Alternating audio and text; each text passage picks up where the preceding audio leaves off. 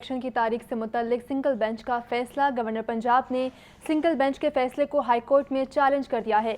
Governor Punjab की जानिब से एडवोकेट शहजाद शौकत ने दरख्वास्त दायर की है। इस बारे तफसीलात मोहम्मद इशफाक से जानते हैं। इशफाक, बताइएगा। जी बिल्कुल, गवर्नर पंजाब ने इलेक्शन कमीशन की तारीख के ऐलान से मुतल्लिक सिंगल बेंच के फैसले को लाहौर हाई कोर्ट में चैलेंज कर दिया है। गवर्नर पंजाब ने एडवोकेट शहजाद शौकत की वसातत से intra court appeal Lahore high court में दायर की है। गवर्नर पंजाब ने अपील में ये मौक़िफ़ इख्तियार किया है कि सिंगल बेंच ने इलेक्शन की तारीख के ऐलान से मुतल्लिक इलेक्शन कमीशन को गवर्नर से मुशावरत का कहा है, हालांकि आइन इसकी इजाजत नहीं देता। दरख्वास्त में ये कहा गया है कि इस हवाले से गवर्नर पंजाब ने असम्बली की तहलील पर दस्तखत नहीं किए तो गवर्नर तारीख कैसे दे सकता है। अपील में ये कहा गया है कि सिंगल बेंच के फैसले के हवाले से लाहौर हाई कोर्ट का दौर अपनी बेंच इस हवाले से आगाह करे ताकि गवर्नर अपनी आईनी जिम्मेदारियां अदा कर सके। जी ठीक है मोहम्मद इशफाक, आपका शुक्रिया। इशफाक हमें बता रहे थे कि इलेक्शन की तारीख से मुतल्लिक सिंगल बेंच का फैसला जो था उसे गवर्नर पंजाब ने सिंगल बेंच के फैसले को हाई कोर्ट में चैलेंज कर दिया है। गवर्नर पंजाब की जानिब से एडवोकेट शहजाद शौकत ने दरख्वास्त दायर की।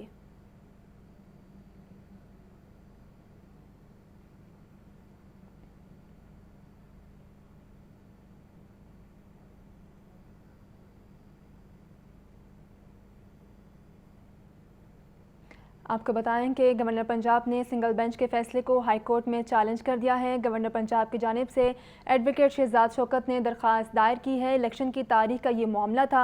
इस मुतालिक जो सिंगल बेंच का फैसला था उसे गवर्नर पंजाब ने हाई कोर्ट में चैलेंज कर दिया है। गवर्नर पंजाब की जानिब से एडवोकेट शहजाद शौकत ने दरख्वास्त दायर की है। आपको बताएं कि इलेक्शन की तारीख से मुतल्लिक जो सिंगल बेंच का फैसला था और जो अदालत ने कहा था कि इलेक्शन की तारीख दी जाए, उस हवाले से गवर्नर पंजाब ने फैसले को हाई कोर्ट में चैलेंज कर दिया है। गवर्नर पंजाब की जानिब से एडवोकेट शहजाद शौकत ने दरख्वास्त दायर की है। इस बारे मजीद क्या तफसीलात हैं, नुमान नूर से जानते हैं। नुमान, आप बताइएगा क्या आगे की सूरत हाल नजर आ रही है? जी, गवर्नर पंजाब ने इलेक्शन की तारीख के ऐलान से मुतालिक सिंगल बेंच के फैसले को लाहौर हाई कोर्ट में चैलेंज कर दिया है, जबकि गवर्नर पंजाब की जानिब से एडवोकेट शहजाद शौकत ने यह दरख्वास्त दायर की, जबकि गवर्नर पंजाब ने सिंगल बेंच के फैसले की तशरीह के लिए दरख्वास्त दायर की है। और सिंगल बेंच ने इलेक्शन कमीशन को तारीख से मुतालिक गवर्नर से मुशावरत का हुक्म दिया। यह दरख्वास्तदार ने मौका अपनाया, जबकि गवर्नर के पास ऐसी कोई आईनी इख्तियार मौजूद नहीं है जिस पर गवर्नर ने असम्बली तहलील पर दस्तखत ही नहीं किए। दरख्वास्तदार ने यह भी मौका अपनाया, जबकि अदालत में इस हवाले से बाकायदा तौर पर जो है वो ये दरख्वास्त दायर कर दी गई है। और गवर्नर पंजाब ने इलेक्शन की तारीख के ऐलान से मुतालिक सिंगल बेंच के फैसले को लाहौर हाई कोर्ट में चैलेंज कर दिया है। जी ठीक है, नुमान हमें बता रहे हैं कि गवर्नर पंजाब ने सिंगल बेंच के फैसले को हाई कोर्ट में चैलेंज कर दिया है। गवर्नर पंजाब की जानिब से एडवोकेट शहजाद शौकत ने दरख्वास्त दायर की है। नुमान, ये बताइएगा कि इस हवाले से आइन क्या कहता है, क्योंकि जब तक वाज़ेह फैसला सामने आ चुका था उसके बावजूद जो है अब हाई कोर्ट में चैलेंज कर दिया गया है। जी, इस हवाले से सिंगल बेंच के फैसले को लाहौर हाई कोर्ट में चैलेंज किया गया है, जो कि ये लार्जर बेंच भी समाअत कर सकता है, इस पर डिवीजनल बेंच भी समाअत कर सकता है। जबकि इस मुकदमे इस दरख्वास्त पर जो समाअत की जाएगी उसमें आईनी तशरीह के हवाले से और जो सिंगल बेंच का जो फैसला है उसकी मजीद तशरीह के हवाले से ये दरख्वास्त जो है वो दायर की गई है और इसको चैलेंज किया गया है सिंगल बेंच के फैसले को।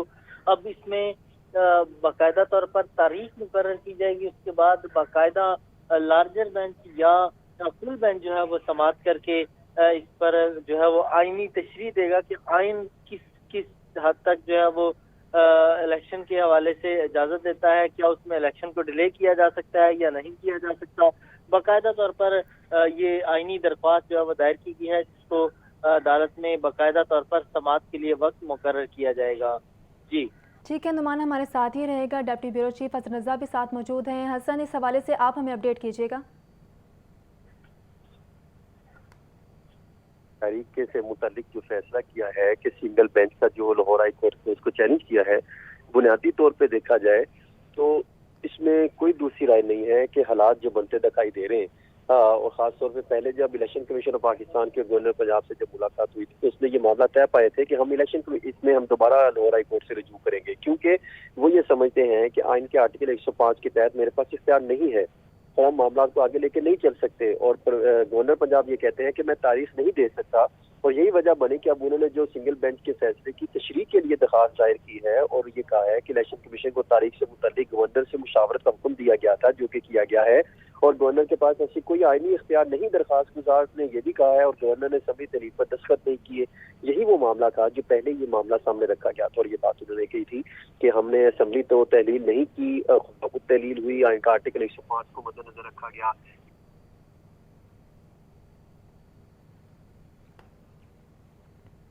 ठीक है हसन, हमारे साथ ही रहेगा। सलमान गनी साहब भी हमारे साथ मौजूद हैं। सलमान साहब, आपके कीमती वक्त का बहुत शुक्रिया।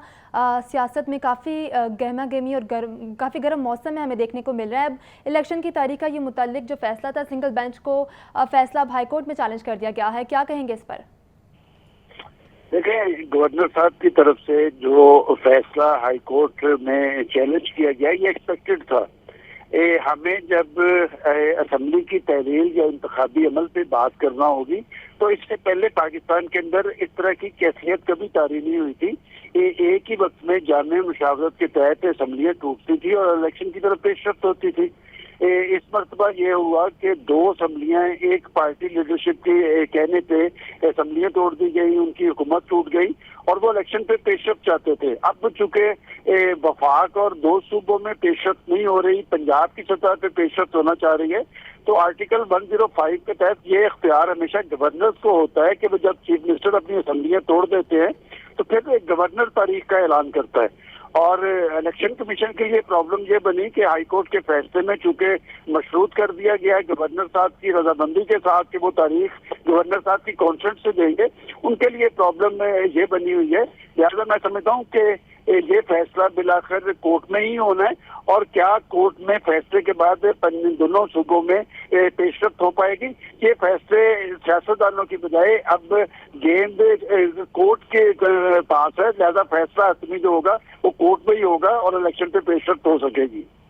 ठीक है सलमान गनी साहब, ये बताइएगा कि जैसा कि आपने कहा कि सियासत के जो अब मामले हैं वो अदालत में जा रहे हैं, पाकिस्तान की मईशत की हम हालत देखें तो जो मामले सियासतदानों को मिल बैठकर करने चाहिए हल, उनको अदालतों में ले जाया जा रहा है और अदालतों में मज़ीद तूल जैसे कि इलेक्शन का ये मामला इख्तियार कर रहा है, तो ये मईशत पर भी काफ़ी इसके असरात देखने में आएंगे। देखिए, आपका क्वेश्चन बड़ा वैलिड है। अगर पाकिस्तान के अहले सियासत निविष्टा दीवार पड़े तो फिर फैसले तो सियासतदानों को मिल बैठ के करने चाहिए। पाकिस्तान की सियासी तारीख में बड़े फैसले सियासतदानों ने मिल बैठ के किए हैं, इलेक्शन का फैसला किया है, और इससे पहले पाकिस्तान की मईशत पर कभी सियासत नहीं हुई थी। लेकिन गुज़िश्ता एक अरसे से देखने में आ रहा है कि मईशत हर चीज पे हावी हो गई है, इसलिए कि पाकिस्तान की मईशत को सियासतदानों ने संजीदगी से नहीं लिया। इस वक्त कौन सा तबका फिक्र है जिसके अंदर परेशानी नहीं है पाकिस्तान के माशी मुस्तकबिल के हवाले से। तो मैं समझता हूँ कि एक कोर्ट पे इस तरह लोड डालना ठीक नहीं है, और ये बात तो खुद पाकिस्तान का चीफ जस्टिस और लाहौर हाई कोर्ट का चीफ जस्टिस भी तहरीक इंसाफ को बावर करवा चुके हैं कि आप वापस से असम्बलियों के अंदर जाएं और वहां बैठ के फैसले करें।